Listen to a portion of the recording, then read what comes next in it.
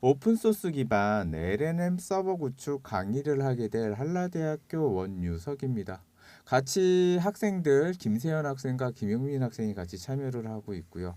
본 영상을 통해 가지고 우리는 LLM 서버를 어떻게 구축할지에 대해서 총 5가지에 대한 강좌를 하시게 되겠습니다.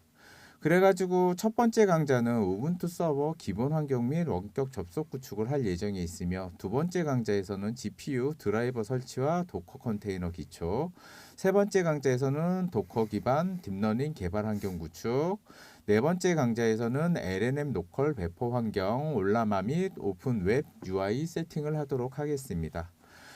다섯 번째 동영상에서는 실용적인 LLM 활용법으로 프롬프트 엔지니어링과 최적화된 파라미터 관리를 어떻게 하는지에 대해서 설명하도록 하겠습니다.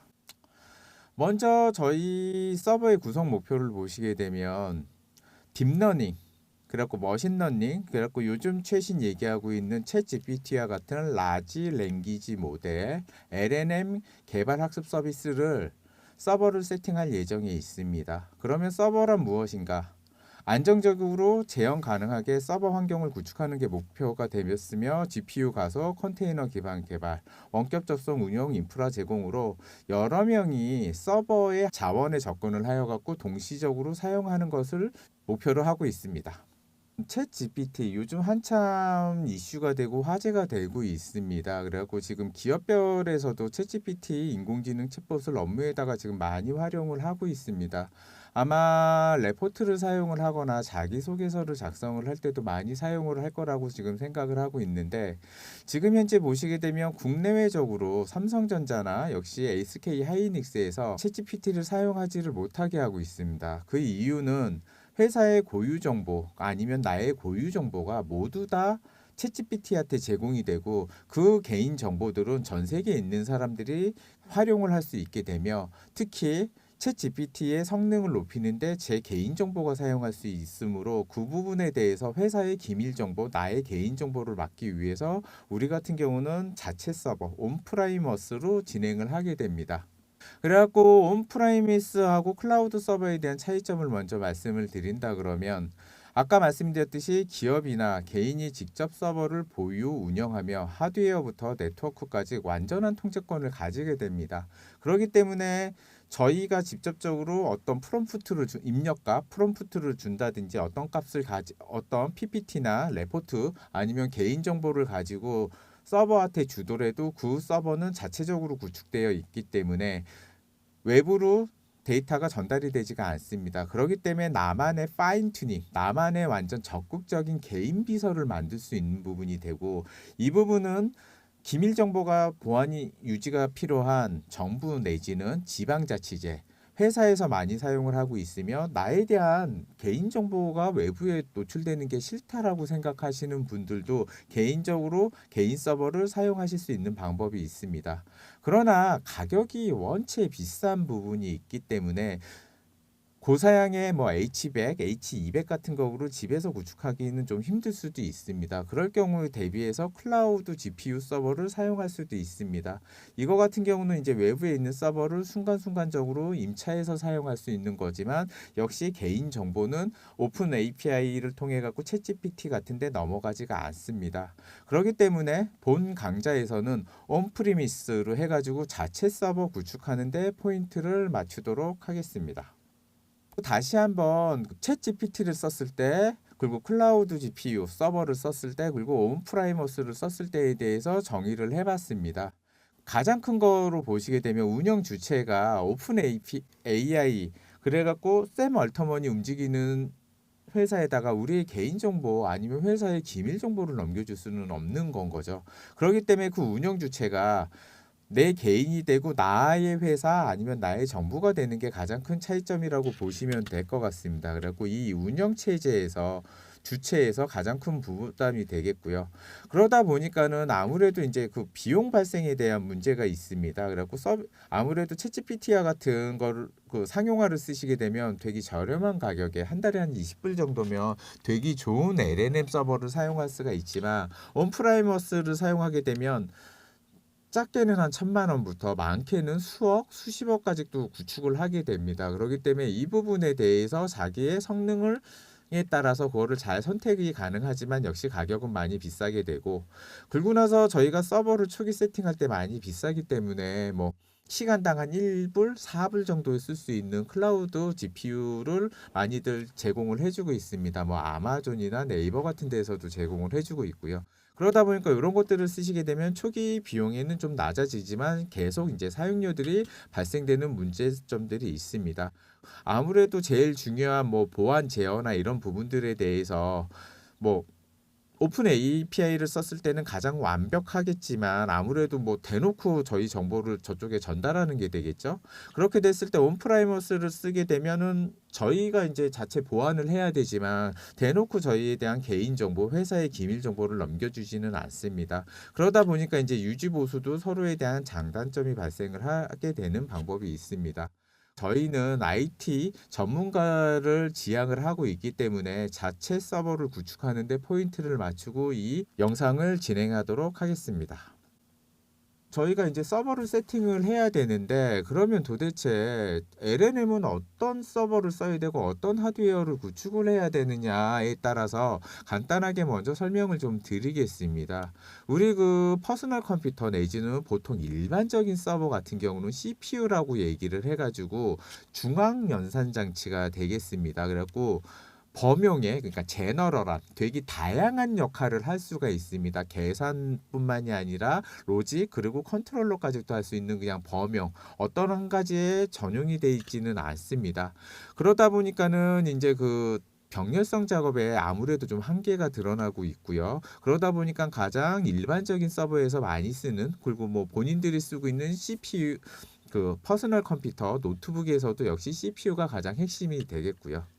그리고 나서 이제 GPU라는 게 이제 나오게 됩니다. 이제 그래픽 프로세싱 유닛이라 그래가지고 예전에 이제 게임할 때 많이 사용을 하던 겁니다. 이거는 무슨 역할을 해주냐면은 그 FPS 퍼스널 퍼슨 슈팅 같은 게임을 하게 되면 3차원 공간을 갖고 자기가 움직이게 됩니다. 그런 것들이 다 보시게 되면 미적분 연산으로 이루어지게 되는데 그러면 엄청난 소수점 계산을 하게 되고 소수점 계산이 CPU를 쓰게 되면 아무래도 범용성이다 보니까 이런 계산이 좀 늦어지게 됩니다. 그래갖고 완전히 그 부분에 전용으로 만들어 갖고 소수점 계산만 병렬로 할 수 있게 칩을 구성한 게 요즘 가장 유명한 엔비디아의 GPU 그래픽 카드가 되겠습니다. 그게 이제 또 어떻게 하다 보니까 비트코인을 거쳐가지고 인공지능에 적용을 하다 보니까 LLM의 가장 빠른 속도를 낼 수 있는 걸로 해가지고 요즘 엔비디아가 가장 핫하게 움직이고 있는 거고요. 얼마 전에 저희는 뭐 26만 장을 받아갖고 전 세계 이제 3위권 국가로 올라갈 수 있는 교두보를 좀 만들었습니다. 갖고 그냥 가장 중요한 거는 그래픽 전용 장치로서 플로팅, 그 인티저가 있고 플로트가 있듯이 정수가 아닌 소수점 연산에 대해서 병렬로 가장 빨리 속도를 낼 수 있는 거라고 생각을 하시면 되겠습니다. 그렇기 때문에 서버에 들어갈 때 GPU만 있는 게 아니고 CPU가 별도로 들어가고 그래픽 카드를 별도로 이제 꽂아주게 되는 부분이 되겠습니다. 그래갖고 이제 미래에는 이제 또 NPU라는 게 나오고 있습니다. 뉴럴 프로세싱 유닛이라 그래갖고 이거 에이직이라는 기법으로 해갖고 CPU를 만들게 되는데 GPU 자체도 어떻게 보면 병렬 연산에 대한 그 범용성을 좀 가지고 있거든요. 그러다 보니까 다양한 분야에 뭐 비트코인 연산도 하고 게임 그래픽 카드로서 3차원 연산도 하고 역시 LLM을 돌리거나 머신러닝을 돌릴 때도 병렬 작업을 하지만 그렇게 되면 저게 가격이 뭐 1,000만 원, 2,000만 원 막 이런 식으로 막 늘어나고 있다 보니까 그렇게 했을 때 우리가 실제적으로 추론을 할 때 가격이 맞지가 않거든요. 그래갖고 뭐 자율주행에 들어간다라고 했으면 그 부분만 뭐 요로 7을 완전히 알고리즘을 로직화 시켜갖고 에이직으로 프로세서를 만드는 거라고 얘기를 하고 있습니다. 이제부터는 브로드컴이나 AMD에서 저런 에이직으로 추론 CPU들을 전용으로 내놓게 됩니다. 그런 것들을 보통 뉴럴 프로세싱 유닛이라 그래서 NPU라는 이제 단어가 나오게 될 거고요. 그렇기 때문에 향후에는 이제 추론 엔진이 저기에 올라가게 됩니다. GPU는 보통은 이제 추론도 뭐 범용이기 때문에 잘 하지만 제일 중요한 거는 학습을 시킬 때 가장 병렬성으로서 학습 AI 모델을 학습시켜 갖고 최적의 효능을 내는데 더 가격대 성능비가 좋다라고 보시면 됩니다. 그거에 대한 추론은 NPU로 가는 추세로라고 보시면 되고요. 그러면은 GPU는 소수점 계산에만 특화됐다고 보면 될까요? 그쵸. 플로팅이라고 보시면은 되고요. 그렇기 때문에 이제 소수점 계산도 이거를 끊어서 부분으로 해서 병렬로 해서 움직이는 프로세서 유닛이라고 보시면은 될 겁니다. 그렇기 때문에 다른 일을 시키면 CPU보다 밀립니다. 자, 그러니까 성능이 좀 떨어지는 부분이 있고, 쟤는 아까 얘기했듯이 3D 렌더링이나 뭐 비트코인 같이런 뭐 숫자, 플로팅, 소수점 계산에 가장 강점을 보이게 되고요. 미래에 이제 양자 컴퓨터가 어떻게 도입될지 모르겠지만, 걔가 나오면 또 세상이 한번 뒤집어지기 때문에 별도의 동영상으로 설명을 드리도록 하겠습니다. 그래갖고 이제 아까 말씀을 드렸듯이 GPU에 대한 서버의 등장입니다. 맨 처음에는 그래픽 카드로 해서 게임 전용으로 썼어요. 그래갖고 뭐 제 나이 때는 뭐 스타크래프트 같은 거를 많이 했었지만 그거보다는 배틀그라운드 같은 게임에 가장 최적하고, 제가 알기로는 배틀그라운드가 나오면서 엔비디아의 칩이 엄청나게 많이 그래픽 카드가 많이 팔렸습니다. 그래갖고 해상도가 높아지면 높아질수록 그거에 대한 연산량이 많아지기 때문에 저런 부분들이 필요하고요. 지금 여기에 작성되어 있듯이 CPU의 직렬 처리 방식은 심각한 병목 형상을 초래하기 때문에 AI에서는 이 플로팅 계산을 병렬로 하는 게 가장 큰 핵심이라고 보시면 되겠습니다. 그럼 혹시 병목 현상이면 어떤 현상이 예를 들면 일어나는 거죠? 순차적으로 처리를 한다라고 이제 보시는 게 더 맞은 거죠. 순차적으로. 그러니까는 어떤 뭐랄까 CPU라 그러면은 병렬성이 떨어지다 보니까 1번 사람, 2번 사람, 3번 사람, 4번 사람 한 10명이 그대로 첫 번째 끝나고 두 번째 하고 두 번째 끝나면 세 번째가 받아서 처리를 하는 건데, 지금 현재 보시게 되면 10명을 옆으로 늘려놓고 1번부터 그러니까 뭐 어떤 구간을 나눠준 다음에 동시에 계산이 들어가는 방법이라고 보시는 게 더 맞을 겁니다. 약간 톨게이트 하나가 원래는 하나였는데 이제 GPU 같은 경우는 병렬, 그러니까 톨게이트를 한 10개 설치해가지고 한 번에 넣는 느낌. 그렇죠. 조금 뭐 비슷하다라고 얘기를 하면 되겠죠. 그래갖고 뭐 1000명의 사람이 지나간다 그러면 1번부터 10번은 1번 톨게이트, 10번부터 20번까지는 뭐 2번 톨게이트로 한꺼번에 계산을 한 다음에 그거를 모아갖고 계산을 하면 좀 빨라지는 뭐 그런 역할이라고 보시면 될 것 같습니다. 그래갖고 이제 GPU 서버 성능 같은 경우는 그 하나의 성능만으로 결정되지가 않습니다. 그래갖고 역시 GPU도 보시게 되면 서버기 때문에 실질적으로 CPU가 별도로 존재를 하고 GPU 카드가 다시 꽂히고 있는 상태고요. 역시 그것들을 처리를 하기 위해서는 메모리, 램도 되게 중요한 요소라고 보시면 될 것 같습니다. 그리고 뭐 32비트 버스 체계를 쓰시는지 64비트 체계를 쓰는지에 따라서 속도가 다 그 분배가 되는 부분들이 있습니다. 그렇기 때문에 뭐 GPU 하나만 좋다고 성능이 확 늘어나는 거는 아니고요. CPU 성능 및 버스 시스템 버스 그리고 램 속도 이런 것들이 종합적으로 영향을 미친다라고 보시는 게 좋습니다. 그렇기 때문에 뭐 갑자기 뭐 GPU를 뭐 2배 속도가 빠른 거를 꽂았다고 전체 플로팅 계산이 2배가 빨라지는 건 아닌 거고, 전체 로드 밸런싱이 제일 중요하기 때문에 서버를 구성을 하실 때는 그거에 대한 호환성과 그 속도를 잘 체크를 하셔갖고 제일 느린 속도에 평균이 맞춰서 가신다고 보시면 될 것 같습니다. 이제부터는 서버의 세팅을 보도록 하겠습니다. 그래갖고 이제 서버에 대한 세팅을 보시게 되면 맨 처음에는 운영체제를 이제 세팅을 하게 됩니다. 그러면 운영체제란 도대체 무엇인가라고 보시게 되면 컴퓨터 자원을 효율적으로 관리하고 다양한 프로그램들이 원활하게 작동될 수 있는 베이스인 거죠. 가장 기본을 그냥 깔아주고 있는 겁니다. 그렇기 때문에 실제적으로 마우스나 키보드나 뭐 네트워크 카드 그리고 그래픽 카드 모든 거는 다 하드웨어로 돼 있고 전기 신호가 들어와서 전기 신호를 하는 거죠. 그 부분에 대해서 운영체제는 이거를 적절히 관리를 한 다음에 그 사람들이 원하는 프로그램을 잘 돌려줄 수 있는 거죠. 그래갖고 저희는 뭐 배틀그라운드가 됐든 뭐 지금 세팅하고 있는 LLM이 됐든 역시 다 모든 거는 운영체제 위에 올라가게 됩니다. 또 운영체제에 대한 그 여러 가지 종류가 존재를 하고 있는데, 이제 대표적으로 보시게 되면 윈도우 그리고 맥 OS, 서버에서 좀 많이 사용하고 있는 리눅스 그리고 안드로이드가 있습니다. 운영체제에 대한 역사를 그냥 간단하게만 보면 너무 오래전부터는 하지 말고 보통은 프리OSD에서 시작을 하신다고 보시면 되고요. 맨 처음에는 퍼스널 컴퓨터에 대한 개념이 없다 보니까는 유닉스 시스템 IBM에서 유닉스 그 무슨 시스템을 하나 만들었는데 이름이 하나는 잠깐 기억이 안 나요. 그거 기반으로 해가지고 유닉스 시스템이 만들어지게 됩니다. 그것들이 다 오픈소스로 만들어져서 그게 이제 퍼스널 컴퓨터에 적용을 하게 되면 도스를 거쳐가지고 윈도우 시리즈로 이제 확장, GUI가 확장이 되고 있는 거고요. 역시 유닉스 시스템 기반으로 해서 MS사는 이제 돈을 많이 받다 보니까 그 카피당 라이센스비가 서버 쪽에서 몇 천만 원 이상 올라가기도 하고 몇 억 단위로도 올라가거든요.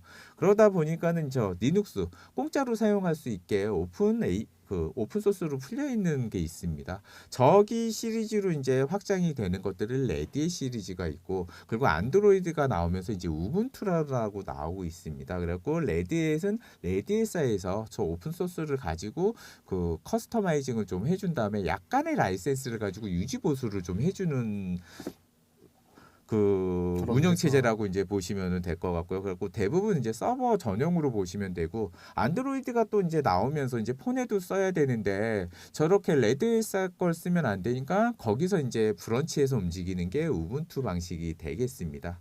스티브 잡스가 이제 만든 거죠. 그거 기반으로 해갖고 만든 게 맥 OS라 저쪽 같은 경우는 되게 특이하가 돼가지고 아무도 저걸 뭐 솔직히 소스를 알 수가 없는 되게 하드웨어에 최적화돼 있는 맥 OS가 존재를 하고 있고, 그거 기반으로 그 아이폰에 들어가는 iOS가 들어가고 있습니다. 보통 그래갖고 온프라이머스 이런 서버를 구축을 할 때 보게 되면 윈도우를 써도 되기는 하는데, 첫 번째 문제는 가격이 엄청나게 비싸다.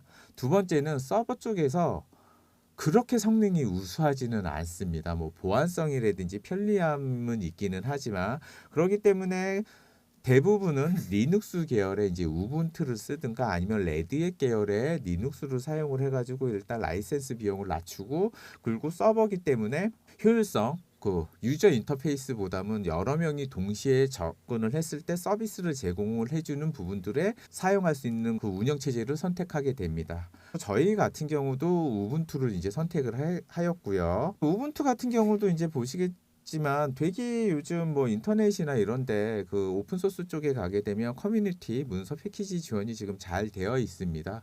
그리고 전 세계에 있는 사람들이 저 오픈 소스 기반으로 하나의 그 어떤 소스를 업데이트를 하고 그거에 대한 안정성을 보증을 해서 움직이는 부분들이 있습니다. 그렇다 보니까는 뭐 가끔 해킹 사고도 나오고도 있지만, 전 세계에 있는 그 우분투 개발자들이 저거를 언제든지 업데이트 패치를 해 나가고 있기 때문에 어떻게 보면은 문제가 발견되자마자 윈도우가처럼 뭐 몇 개월 뒤에 해결이 되는 게 아니고 며칠도 아니면 빠르면 몇 시간 뒤에도 문제가 바로 해결이 되기도 합니다. 그래갖고 서버 시장에서는 우분투 내지는 그러니까 리눅스 계열이 많이 쓰신다고 보시면 될 것 같고요.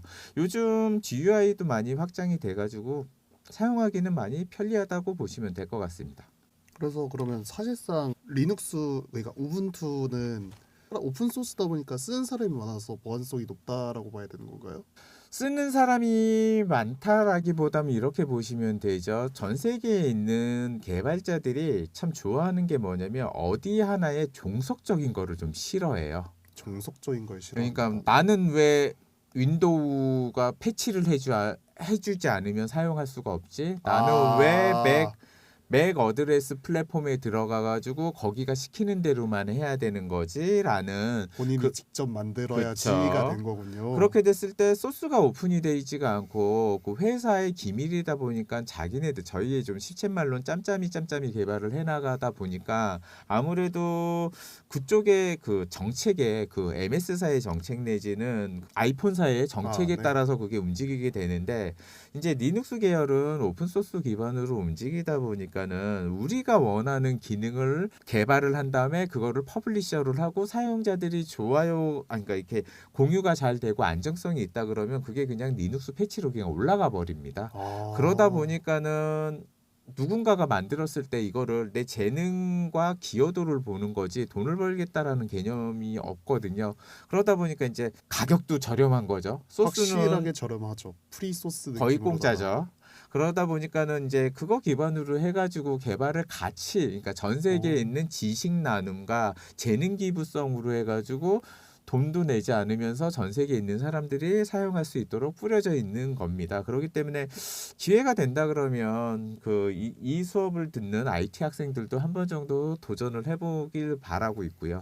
참 재밌는 거를 부가적으로 한 가지를 더 말씀을 드릴게요. 윈도우 계열이나 맥 계열에 나오는 소스를 제외하고 뭐 서버가 됐든 서버 계열이 됐든 뭐 개인 프로그램이 됐든 그런 것들에 대한 오픈 소스들이 전 세계에 엄청나게 많이 뿌려져 있고, 그것들에 대해서 포럼, 그리고 뭐 회의 장소인 거죠. 회의 장소가 해가지고 뭐 이슈를 시키고 그거를 토론을 한 다음에 발전시켜 나가는 되게 재능 기부를 하는 단체들이 되게 많습니다. 개인도 있고 단체들도 있고.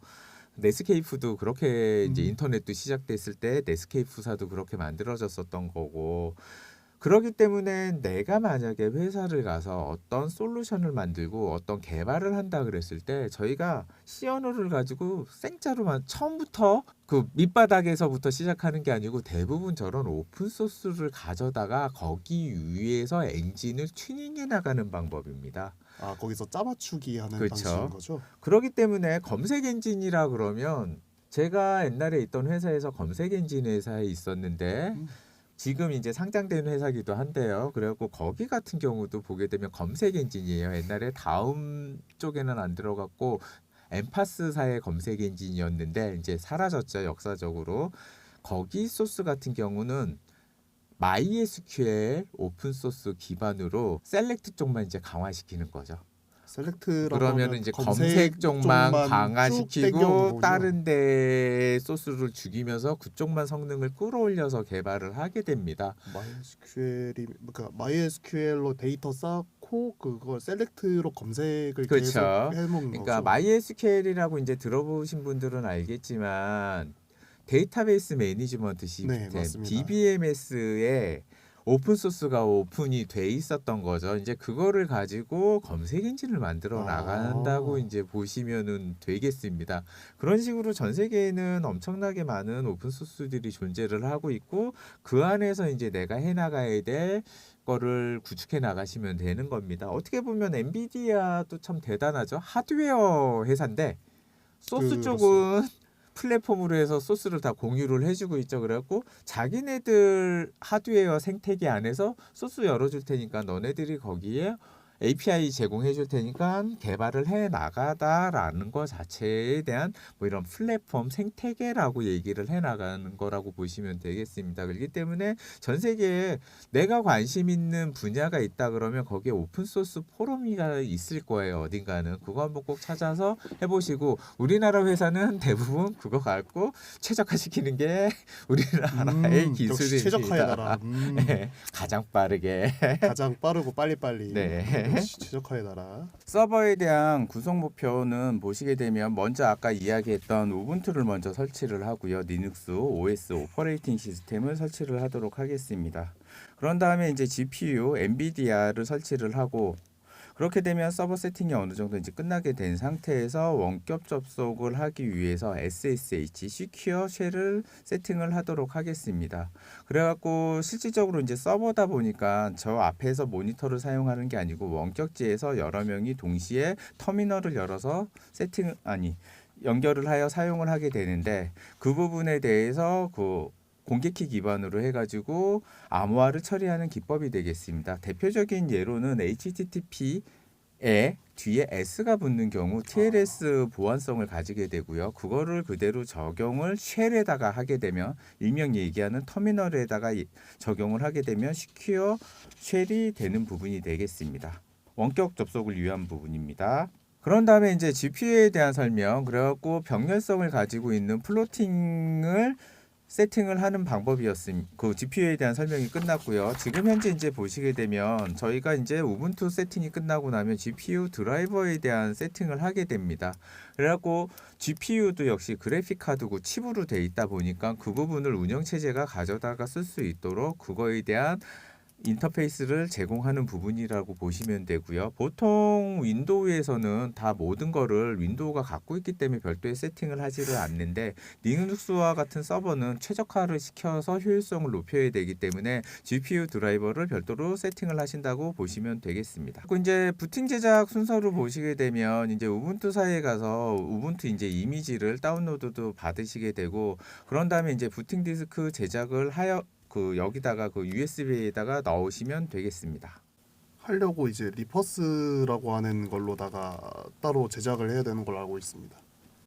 예, 그렇게 해서 진행하도록 하겠습니다. 그래갖고 먼저 이제 USB 리퍼스가 이제 끝나게 되면 컴퓨터에 들어가 가지고 부팅 시퀀스라 그래가지고 그 부팅되는 순서를 결정을 할 수가 있습니다. 보통 같은 경우는 그 SSD 또는 하드디스크가 부팅을 하게 되는데 그 부분을 USB로 이제 바꿔주는 부분이 되겠고요. 실제적으로 이제 컴퓨터가 전기를 집어넣어서 오픈을 하게 되면 맨 처음에는 하드웨어를 다 체크를 하게 되고 그걸 램 테스트나 하드웨어 테스트, CPU 같은 경우에 문제가 없는지 테스트를 하게 되고 그런 다음에 바로 롬에 의해 갖고 바이오스에 올라가게 됩니다. 바이오스에 올라가게 되면 하드웨어가 실제적으로 어떻게 그러니까 컴퓨터가 어떻게 움직일지에 대한 시퀀스가 있게 되는데 그 부분이 이제 하드디스크를 읽게 하거나 SSD를 읽는 게 아니고 저희가 준비한 그 리퍼스 그 USB를 읽게 만들어 가지고 그쪽에 부팅 이미지를 잡아오는 방법이 되겠습니다. 그래갖고 이제 저희 원격 접속인 그 SSH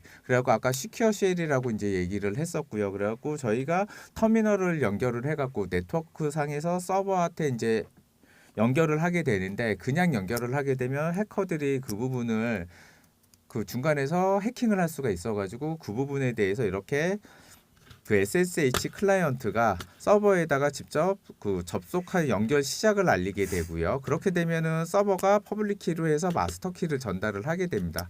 그리고 나서 그거에 대한 매개 변수를 전달을 하게 되면 이 부분을 통해 가지고 다시 비밀 키를 생성을 해가지고 시크릿 키를 생성을 해가지고 이쪽으로 전달을 하게 되고 여기 같은 경우는 저희가 쓰는 그 공인 인증서에 의해서 서티 그 인증서를 확인을 해서 이게 서버의 공개 키를 확인을 한 다음에 공개 키를 통해 가지고 시크릿 키를 보내주는 방법이 있습니다. 이런 부분들이 보통은 TLS로 정의가 돼 있고요. 이런 식으로 해갖고 터미널이 그 보안 서비스를 제공하고 있습니다.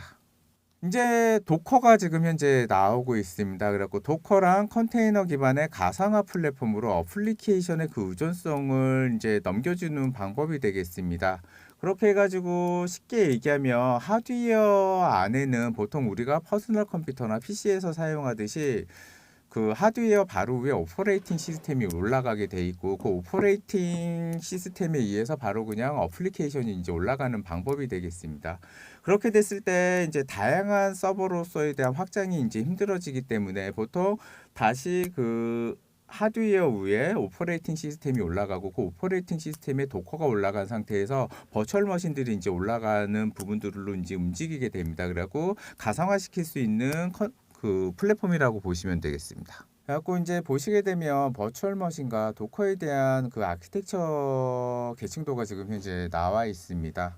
이렇게 이제 보시게 되면 인프라스트럭처 보통 이제 하드웨어라고 표현을 할 수 있는 부분들이 있고 그 위에 이제 하이퍼비저가 들어가게 되고 그 위에 이제 게스트들에 대한 이제 OS가 이제 각자 뭐 이게 리눅스가 될 수도 있고 윈도우가 될 수도 있는 부분들이 이제 깔려 있습니다.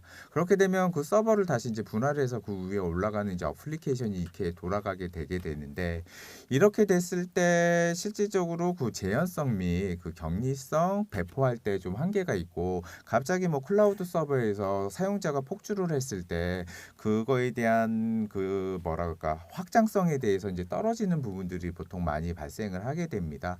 그렇기 때문에 여러 그 뭐랄까 서버를 순식간에 이제 복제를 해내야 될 때 되게 이제 좋은 방법이 이제 도커라고 보시면 되고요. 하드웨어 인프라스트럭처 위에 일단 하드웨어에 대한 오퍼레이팅 시스템이 올라가 있는 상태에서 이렇게 컨테이너 엔진 도커가 이제 움직이게 되고 이 위에 이제 어플리케이션들이 이렇게 얹어 가지고 그 서비스 고객이 뭐 10명 있었을 때는 요거 하나 갖고도 처리가 가능하겠지만 다른 서버로 이제 카피를 했을 때 이 도커 기반으로 하게 되면 되게 좋은 방법이 되겠습니다. 그러다 보니까 이제 저희 같은 경우도 우분투 위에다가 이 도커를 설치를 하고 이 도커 위에다가 이제 LNM 저희는 엑사이즈 1에 대한 오픈 소스를 설치할 예정에 있습니다. 엔비디아 이제 컨테이너 툴킷이 되겠습니다. 그래갖고 역시 그 컨테이너라 그러면은 이제 정말 배에 쓰시는 컨테이너 생각하시면 돼요. 겉에를 어떻게 포장을 해가지고 표준화를 시키는 거죠. 실제적으로 월남전에서 컨테이너 자체가 여러 가지에 대한 물건들을 포장을 하는데 규격이 다르다 보니까 힘들었었던 거죠. 그래갖고 저희가 들어가는 내용들을 저렇게 컨테이너로 이제 씌워서 케이스를 동일화시킨다고 보시면 되겠습니다. 그렇게 됐을 때 엔비디아 이제 GPU를 사용할 수 있게 뭐 API 덩어리들을 저렇게 엔비디아 측에서 이렇게 컨테이너 툴킷으로 이제 만들어 줬었습니다. 그렇기 때문에 역시 저희 이제 보시게 되면 이렇게 엔비디아 GPU 서버가 밑에 깔리고 엔비디아 GPU 그런 다음에 엔비디아에서 제공한 쿠다 드라이버 그리고 나서 그 위에 이제 도커 엔진이 이제 올라가게 되고요. 그 위에 이제 쿠다 툴킷을 통해 가지고 우리는 그 어플리케이션으로 이제 올라가는 이런 단계가 되겠습니다. 그래가지고 역시 엔비디아 툴킷에 대해서 설치를 하도록 하겠습니다. 이제 인공지능을 하게 되면 이제 소프트웨어형으로 이제 많이 넘어왔습니다. 그래갖고 이제 보통 저희가 퍼스널 컴퓨터가 됐든 뭐 인공지능을 공부하는 사람들은 보통 뭐 파이토치가 됐든 파이썬이 됐든 뭔가 자꾸 설치를 해야 되고 뭐 판다를 쓴다든지 님비 같은 거를 써야 되는 거를 할 때 보통 그냥 일반적으로 공부를 할 때 이제 아나콘다를 세팅을 한다라고 보통 얘기를 하게 됩니다. 그래갖고 뭐 대충 한 1,500가지에 대한 패키지 다양한 패키지가 있어갖고 저희가 뭐 필요할 때 아무 API나 불러다 이제 쓸 수 있게 해주게 되는데 저희 이런 서버 같은 경우는 목적 지향적이기 때문에 이런 뭐 쓸모없는 패키지들을 굳이 군더더기 있게 붙일 필요가 없거든요. 그렇기 때문에 저희는 이 미니콘다라는 걸 이제 세팅을 해가지고 가장 가볍게 성능 위주로 이제 세팅을 해 나갈 예정이 있습니다. 그래서 뭐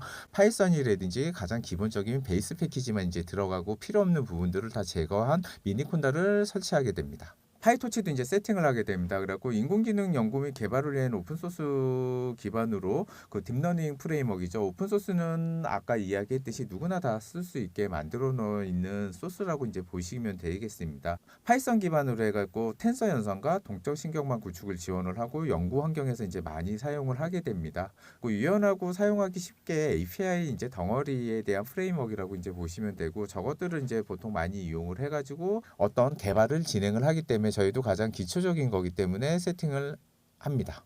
이제 올라갑니다. 그래갖고 이제 사용자가 자신의 개인 컴퓨터에서 대규모 언어 모델을 직접 실행할 수 있게 좀 편리하게 이제 또 만들어 놔 있는 그 오픈 소스 기반의 이제 플랫폼이 되겠습니다. 그래갖고 어떻게 보면 또 하나의 이제 컨테이너라고 이제 보시면 되겠고요. 이 컨테이너는 여기 써 있듯이 대규모 언어 모델, 라지 랭귀지 모델을 올려가지고 개인 컴퓨터에 올려서 편리하게 사용할 수 있는 부분이라 이 컨테이너도 설치하도록 하겠습니다. 이제 LNM 세팅이 어느 정도 이제 끝나가고 있습니다. 그래갖고 이번에는 LNM을 관리할 수 있으니까 저희는 이제 대표적으로 엑사1, LG CNS에서 개발한 엑사1 오픈소스 LNM을 이제 설치를 하게 되고요. 그거에 대해서 이제 설치가 이제 끝났기 때문에 웹 유저 인터페이스를 세팅을 한 다음에 그 LLM 서버에 대한 파라미터를 최적화시킬 수 있게 조금 더 GUI 그래픽으로 해갖고 편리하게 사용할 수 있도록 웹 UI를 설치하겠습니다.